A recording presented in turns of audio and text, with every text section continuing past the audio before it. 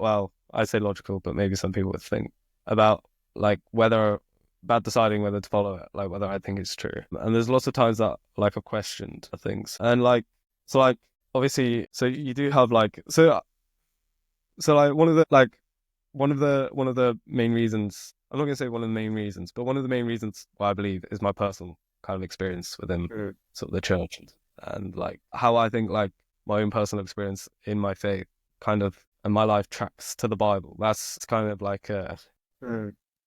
sort of core reason, but that wasn't sort of a good enough reason for me. And so like I think personally looking at like sort of almost on a science aspect, like parts of like creation, like parts of like the universe, like cells or like the Big Bang itself, I feel like has a designer, like has some sort of creator. Like I think it needs that. But again, that doesn't necessarily translate to a Christian God, which I get what you're saying. Like that could be someone who just creates it and then just goes away.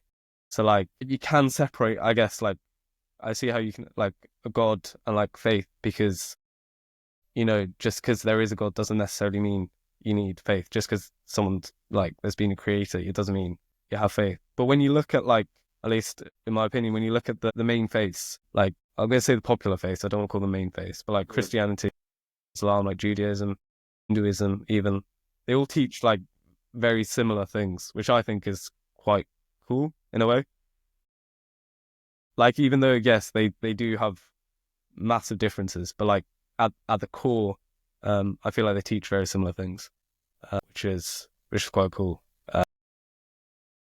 So you think that almost like that being Christian, for example, is like those similar things could be argued like their morals and like the ethics of that they teach, Yeah, and also like preaching like family values and community service and coming together. You think those are the reasons why you'd call yourself like a Christian, is to associate yourself with those values and like learn those values? Or what do you think?